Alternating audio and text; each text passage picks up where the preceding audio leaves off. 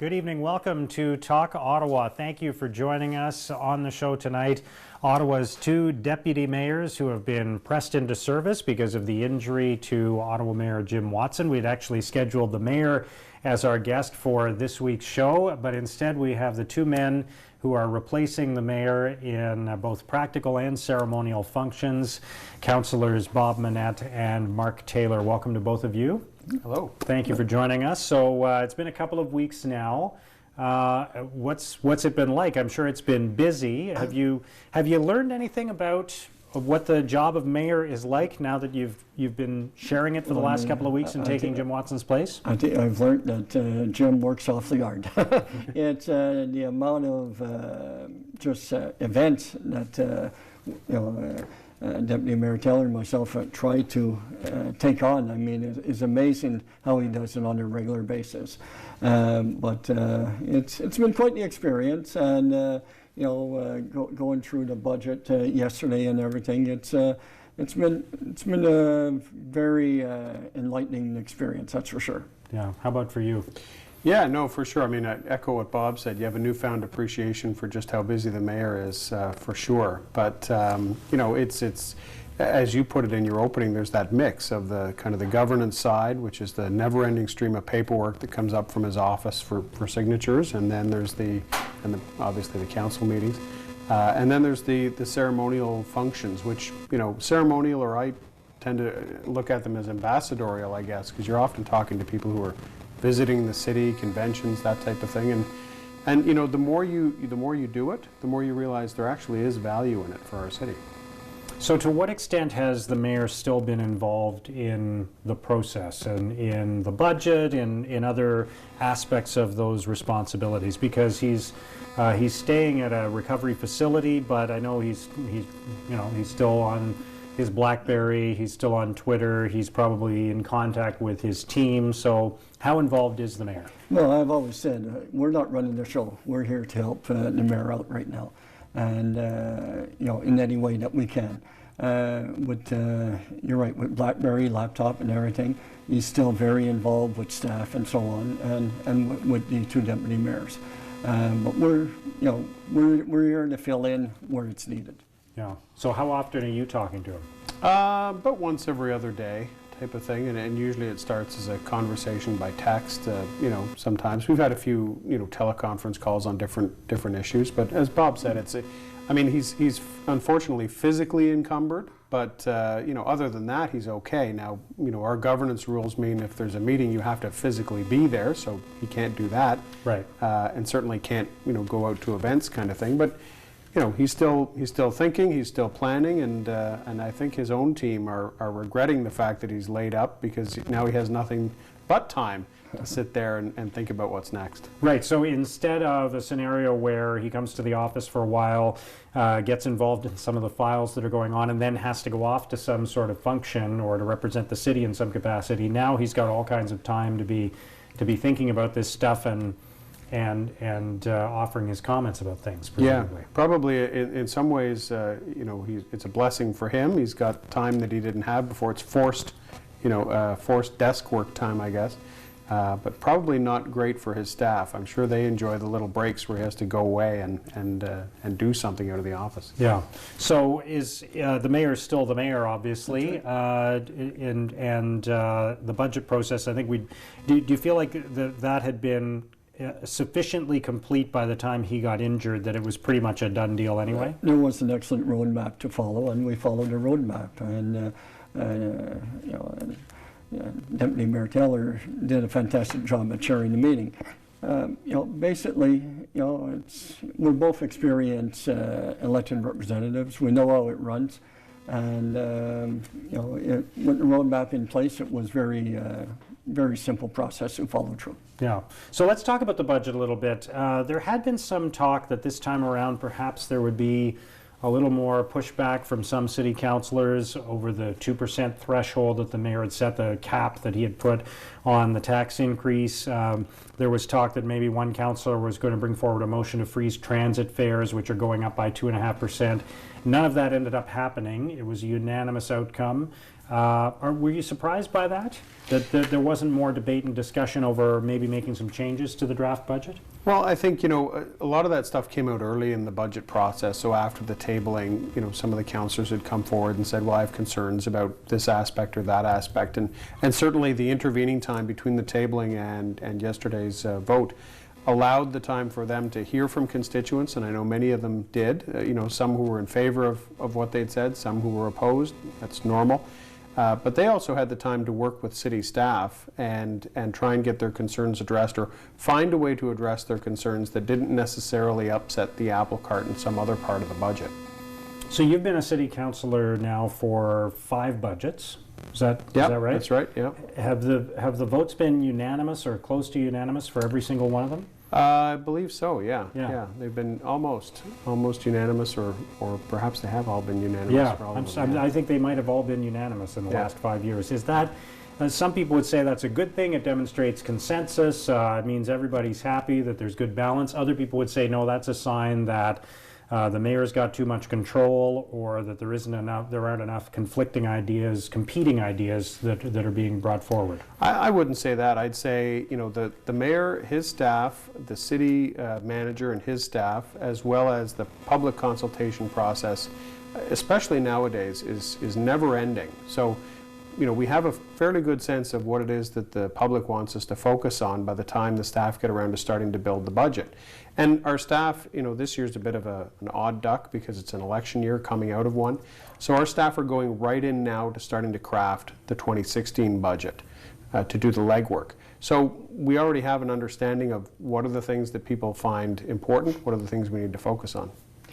What do you think? I mean, basically, as you know, I've been there since 2006. And it wasn't always unanimous in my experience. Yeah, you've been through both cycles. Both cycles, and 2 different ways of having councils operate.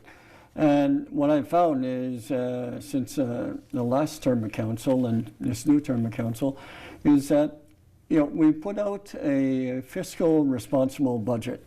And 2%. And we try and keep it so that it's affordable for the residents. And when we go out to public consultation, and we have a broad consultation process. I mean, the mayor, as it were, they're able to comment on Twitter, Facebook, and so on before we even go to public consultation. We have our own different networks of consulting the public.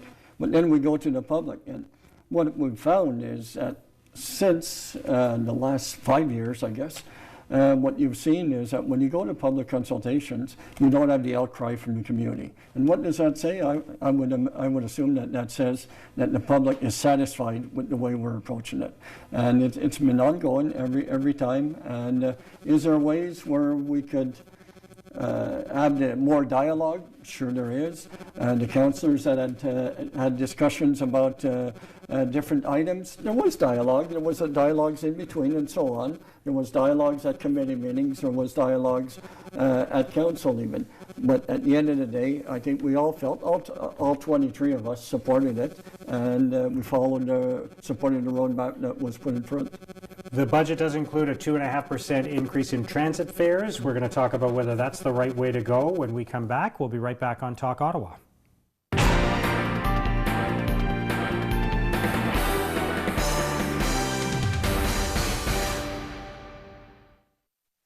The communities along the Ottawa and St. Lawrence rivers have a lot to offer.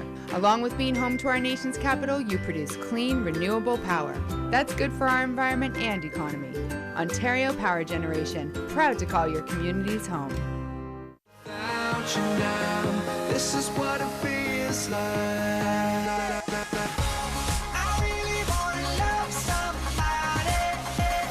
Hear me roar. I'm Ron McLean, inviting you to Rogers Hometown Hockey Tour as we continue across Canada. A free outdoor weekend hockey festival packed with events, fun, games, and interactive activities for all ages. Meet NHL alumni, local hockey heroes and celebrities. Plus, enjoy our outdoor viewing party on Sunday when I host a new national show from the Sportsnet mobile studio, which includes an NHL matchup. Go to hometownhockey.com for details.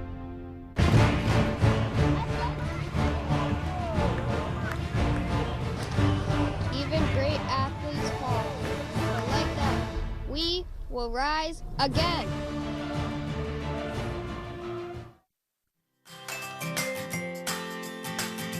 Coffee and refreshments for this show are provided by Tim Hortons. Rogers TV and Tim Hortons together, making good things happen.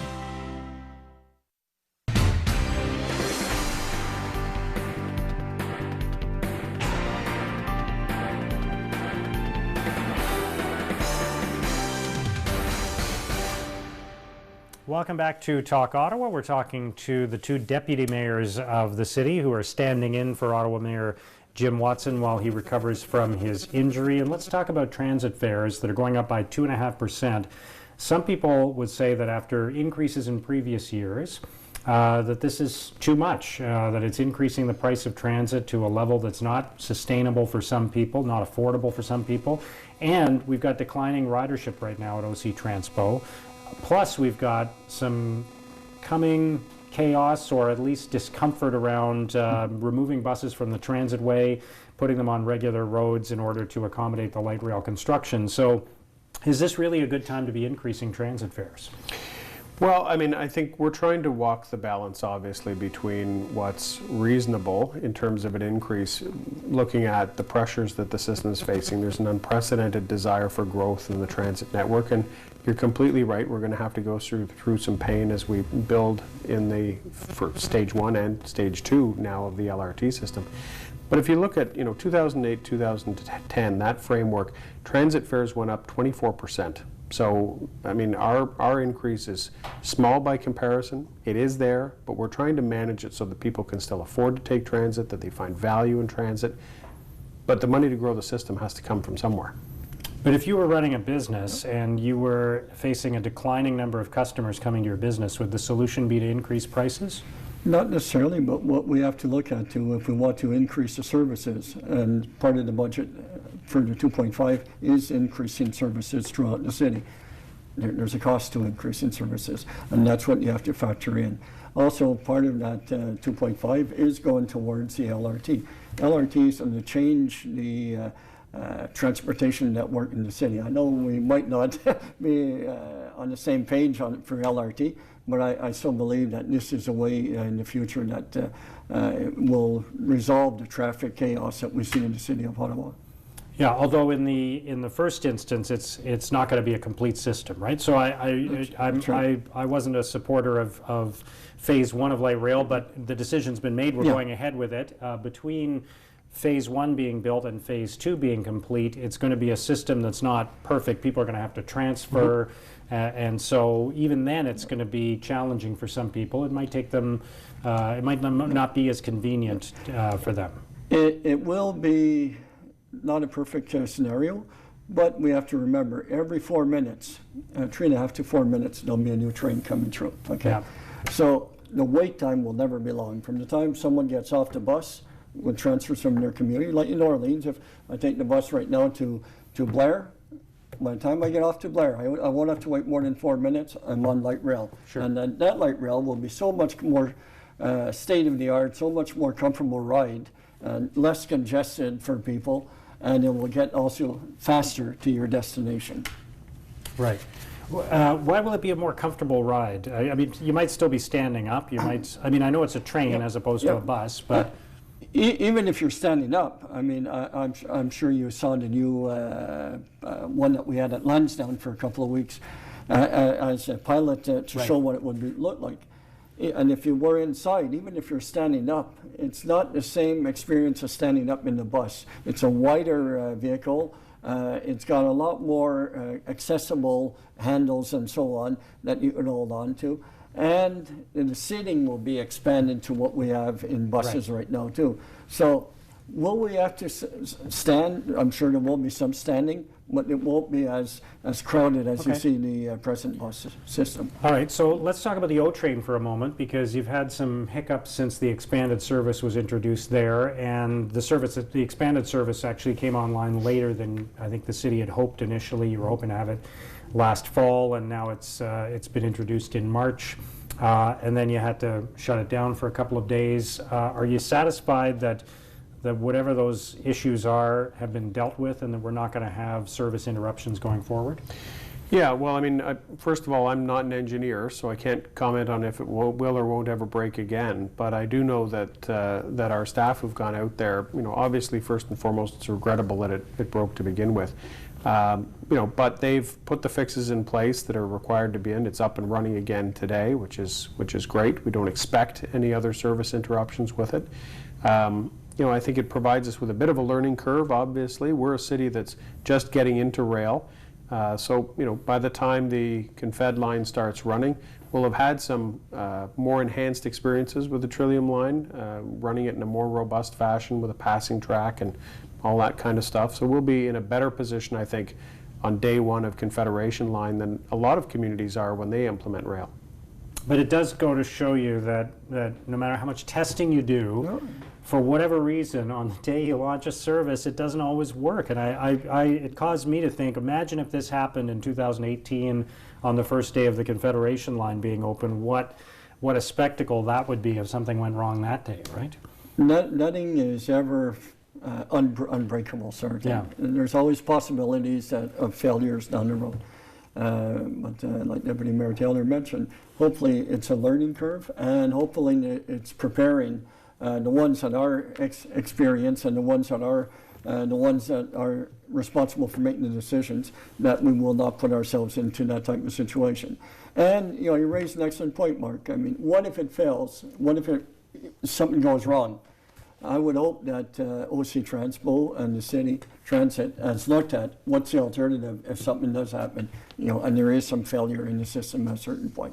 Right, and so you need to have the, because there are going to be times where there's some issue, and like you have the alternate bus route for the O train line, the Trillium line.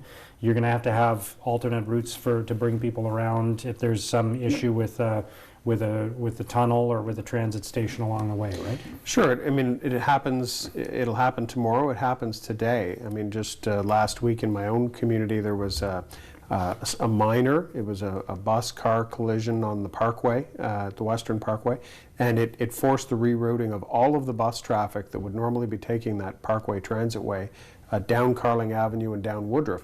And I stood on the corner of Woodruff and Carling, and it was buses as far as you could see. And that's just a little flavor of why we're building the LRT, because there's a capacity issue that, it'll get to the point where could something break? It always could. But we don't want people not making the choice to take transit simply because they figure they'll never get on.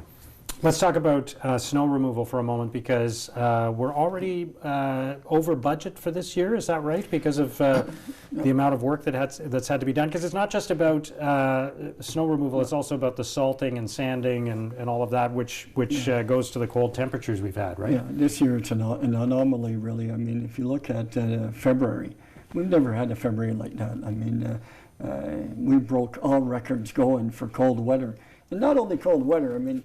I've lived in Ottawa all my life, and I've always said, okay, when it's really cold, like -20, -30, you don't get snow.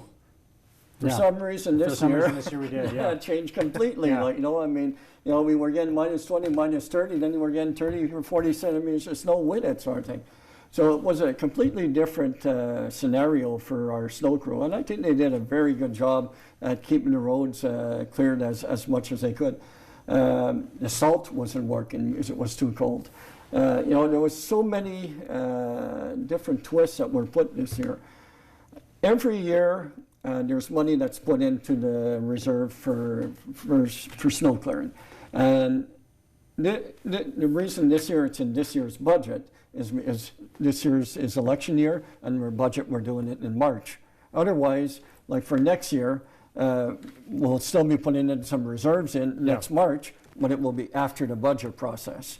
So, that's basically is where we're at right now. Right. All right, we have to take a quick break. We have lots more ground to cover with Ottawa's 2 deputy mayors. We'll be right back on Talk Ottawa.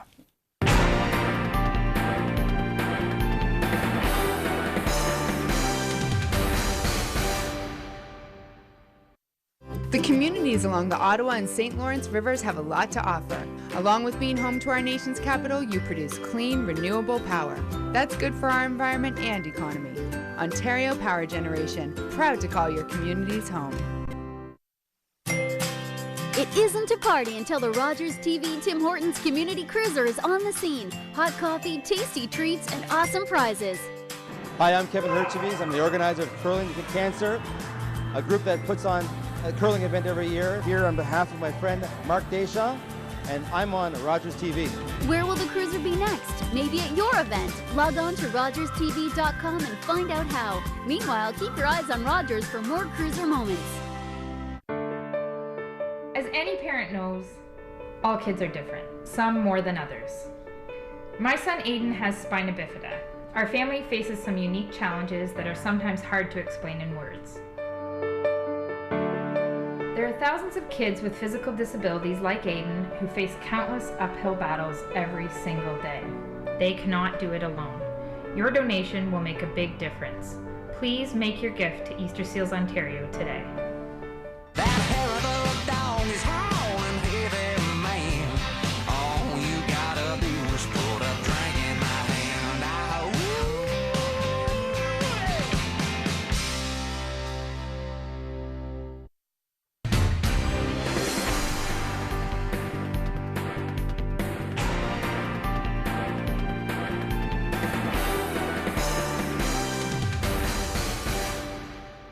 Welcome back to Talk Ottawa. We're talking to the two deputy mayors of the city who are standing in for Ottawa Mayor Jim Watson while he recovers from an injury. And you got a special treat out of this as deputy mayor. You got to preside over a ceremony that I know Jim Watson was looking forward to, awarding the key to the city to Daniel Alfredson, the former Senators captain. That must have been a nice silver lining in this scenario for you. I mean, it was an honor. I mean, to meet Daniel Alfredson one-on-one. You know, and the guy is such a gentleman. I mean, it's the whole ceremony was just amazing. You know, it shows how hard the city staff work, and protocol work, the mayor's staff work, and all the staff to make something happen.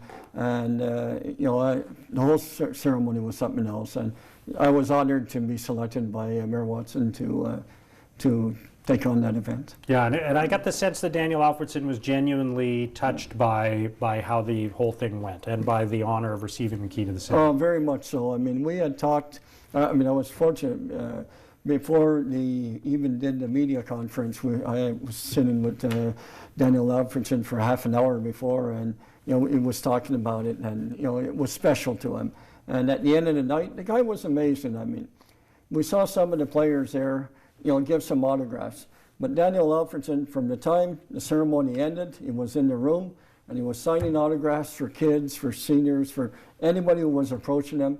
And he never stopped, and he didn't leave until the last person, you know, asked him for an autograph. You know, I mean, that's the type of individual. Nice. That's why he Yeah. deserves the accolades that he received. So do we have a sense of how Jim Watson's recovery is going and when he's likely to be back on the job full time? Well, I mean, it's going to be up to him and his doctors to decide that. I mean, the initial estimate that they gave him was 4 to 6 weeks, and I don't think it's going to be like flipping a light switch. I think he'll gradually start to come back and try and manage that, you know, reintroduction of the work. I suspect that he'll continue to ask Deputy Mayor Manette and I to do some of the kind of public events type of things so he can return to kind of the regular business of the day. So we're hoping it's shorter rather than longer, but we don't want him to push his recovery, and his doctors have cautioned him, don't push yourself to the point where you actually injure yourself further. I want to talk about a couple of other issues. There's been a lot written recently about the gender balance on City Council. It's actually there are actually fewer women on City Council this term than there were last time around. That's just the result of how a series of elections turned out across the city, a series of campaigns.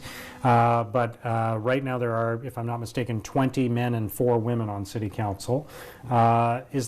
Should we be concerned about that? Should there be more representation from women on City Council? We'd love to see more representation. I mean, it's something that's very important to have a balance of male and female on council. I think it's something that's, you know, it has to be done. I think what's important too is maybe to encourage more people, high qualified people, to look at the possibilities of serving your community. Because it's not always a first choice for high corporate or high qualified individuals to seek a city council seat. Maybe it's time that the city, goes out and promotes a value of what does that mean when you're representing your city for 4 years? What can you accomplish for your city for serving for 4 years? So I think it's an education thing. I think it's a matter of good candidates. Sometimes you had good candidates last election, but if you only start your campaign around the day that nomination closes, it's very difficult to win an election. I mean, myself, I filed my papers in February, and I had my kickoff in February, and was pretty well in campaign mode from that point on. I was doing my job, but I was also in campaign mode. It's to canvass 55,000 residents like I have. I have the largest ward in population in the city of Ottawa. It takes a lot of work. Right. So if anything, I would encourage when people are looking to run to file their papers right at the start and get involved and do the campaigning that's required. Is there anything else that we can do to, and it's not just about women. I think there are people who feel there should be more visible minorities on city council. But so is there anything we can do about that, or do we just leave it up to the electorate and the outcome of all of the elections? Well, I mean, I agree with you. I think that it would be wonderful if in all of our elected bodies, city council, not the least of them, that it really reflected the community that it served. So, whatever the demographic and gender balance is of that community. As Bob said, a lot of it comes down to trying to encourage, quality candidates to put their name on a ballot. And as he said, it's not always their first choice to do that. Some of them pursue business or, careers in other areas. But I think it starts with, politicians have, I think, an obligation to talk to their community at large, to say, consider public service. Consider putting your name on a ballot one day, even if this isn't a career for you, perhaps it's a calling and you serve for a time. But talk to every class, to every group, make a point of trying to, get in to see different groups of different backgrounds, different gender, to try and promote the idea of running for council or running for office. I think that's the only way that we're going to get to a point where you have enough people putting their names on ballots across the city that some of them are going to win. Right, because it starts to get very tricky if you go beyond encouraging more candidates, right? There's not, ultimately the choice has to belong to the people voting in each ward. Absolutely. Right? Yeah. I mean, that's what elections are all about. Yeah. All right, we'll have to stop there. Thank you both for joining us. Good luck as you continue these extra duties in place of the mayor. Deputy Mayors Bob Manette and Mark Taylor. And that's it for this edition of Talk Ottawa. Thank you for watching. We'll see you next time. Good night.